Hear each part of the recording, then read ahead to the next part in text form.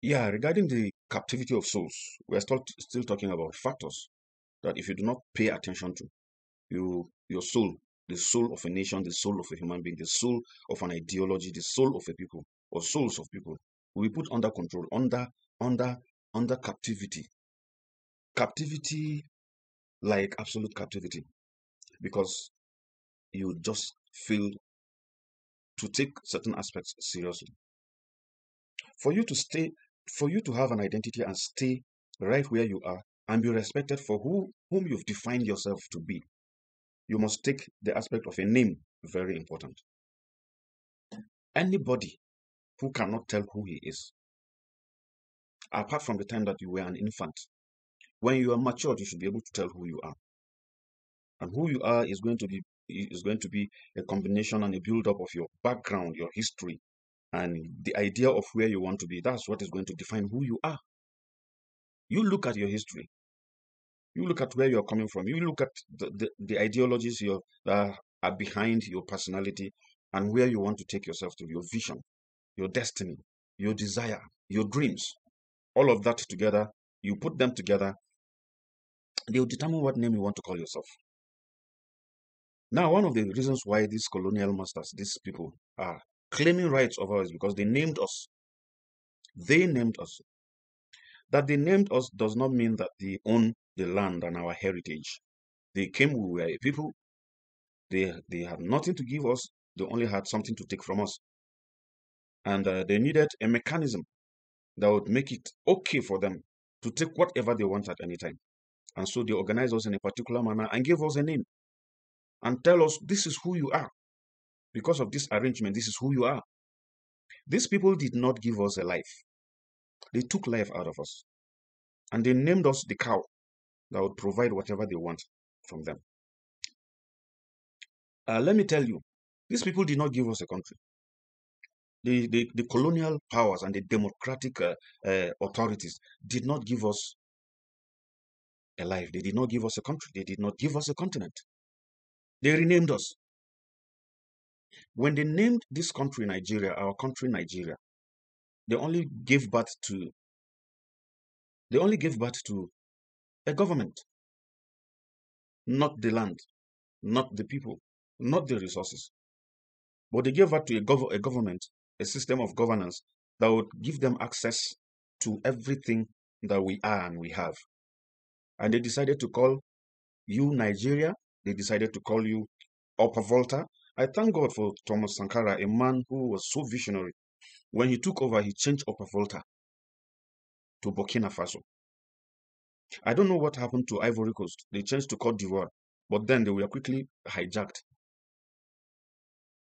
Thomas Sankara was killed, and Burkina Faso still is Burkina Faso, but these people still had their their fangs on the necks of these countries. So what I'm saying in essence is they came, they saw you as a people, they saw your resources, they wanted your resources, and they wanted a system they will use to be taking your resources. So they gave you a name. And because they gave you a name, you think they are your masters. Just like when your dad gave you a name and that's why you're submissive to him, he gave you a name. But let me tell you something. When you grow up and you want to change your name, your dad does not stop you. You only inform him you have changed your name. They gave us a name Africa because it was a system of governance they wanted to impose on the people living on the continent. So they gave the country, the continent, a name, Africa. A name is the most powerful thing you can have control of. If you cannot call yourself something, if you cannot give yourself an identity, you cannot carve out your identity. And when somebody wants to call you by a different or identify you by a different means, you tell him, no, stop there. That's not who I am. This is who I am. Till today, we are not who we claim we are. We are what they say we are. They said we are Nigeria, and so we are Nigeria. They said we are Africa, and so we are Africa. The name Africa, it could be defined by their interpretation. It will be made clear by their interpretation, not yours. And so, why should Niger be suffering? Niger should change their name. Africa should change her name. African Union, take it upon yourself. Change the name of this continent. It is Africa because they called you Africa. Change the name of your continent. It is Nigeria because they called you and named you Nigeria. Change the name of your continent. Now, what I'm saying is, if Nigeria, you are the landlord, we are the landlords of our land. It is our estate. But somebody came and gave us a name. A tenant came and he gave us his name. He gave us a name that we must adopt. And we have adopted it and we are so proud of it. We have been known all over the world for that. Now, we are grown. Africa is growing. These generations are beginning to wake up. They have schooled. These people brought us a education, thinking about the education. We thank them for the education, but that is not to say we cannot forge ahead with the basis they have given us. But the slavery cannot continue, and we can start by changing our names. If I am a landlord and I had a tenant in my house called Nigeria, and I say, "Hey, Nigeria, your this thing is done. I want you to go. I want to put a new tenant here." And his name is going to be called whatever the tenant is coming in. We decide we agree for him to stay in the estate. The father of Nigeria, when he comes back, he says he's looking for Nigeria. We will tell him Nigeria does not live here again. Nigeria is gone. Nigeria does not. He was a tenant. He has gone. He cannot begin to lay claim to the estate because it wasn't his in the first place. He didn't purchase it.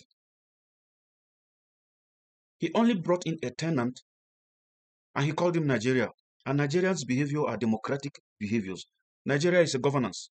We say, no, the tenure is gone. His tenure is finished. And we didn't receive his money again because we don't want his character.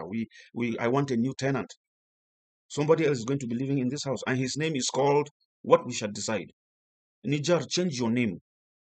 Change the name. It doesn't have to be Niger. Now, when you change your name, if Niger changes her name, new ideology, new mindset, new description, new self-ruling capacity and modalities, everything new, system of government new, international relationship will have to be refreshed because it is a new country. And the old friend who is holier than thou and bigger than thou, so your friend is gone, is no more here. The one you had an agreement with was a tenant in Niger. He's gone. Now Niger, this land that you put a tenant called Niger, the landlord said he cannot continue to live in this country, in this estate. So he no longer lives here. We don't know where he lives. So you go look for your Niger. It's as simple as that. You want to start a company, you must name it. You want to change the company, you have the right to change it. You want to change your name, you can only inform your dad that you want to change your name. He asks you, why do you want to change your name? You tell him, this is why I think I want to add this name to my names, or I want to change it. I want to be called so. Now, for God's sake, that is not evil. It's recorded in the Bible. People got happy with what God was pleased with certain actions of men, and he changed their names. Abraham, his name was changed to Abraham, whether it's Abraham or Abram. His wife's name was Sarai, but God changed her name after he was pleased with what has happened, or there was a purpose for her. He changed her name to Sarah. Abraham, from now on, you have been childless, but your name shall be called Abraham because you are now going to be the father of nations. So your name had to change. Sarah, you are going to be the mother of nations.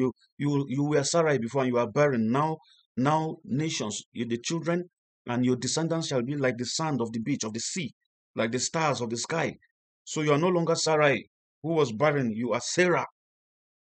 That is a godly and biblical principle. Why are you insisting you must be called Nigeria? Why? Why are you insisting you must be called Niger? There is a secret and power in the change of a name. Change your names, Africans. Let's call ourselves something else. Let's define our future. Not just keep hanging on the tenant called democracy, who is being controlled by United Nations and America. You don't know yourself. You can't chart a course for yourself and spearhead it and call it a name. Now, remaining in all these names they are giving us is the worst slavery we are dealing with. We must speak to ourselves and we speak with reasoning. The soul of a person has to do with the name of the person.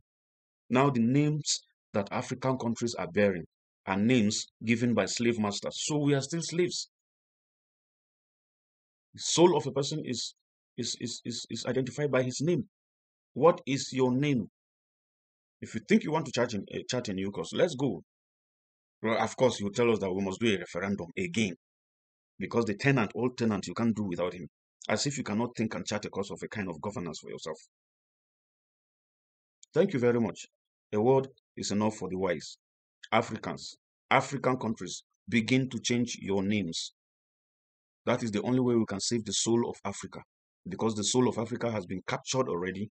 And if you keep bearing the name of the captured soul, you are not going to be free. You are slave for all the time you bear that name.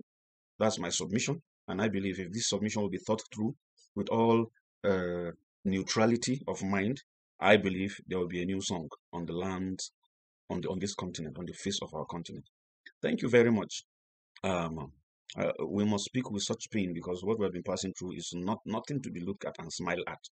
But we can smile because tomorrow is going to be better, and uh, and God will be glorified in our lives.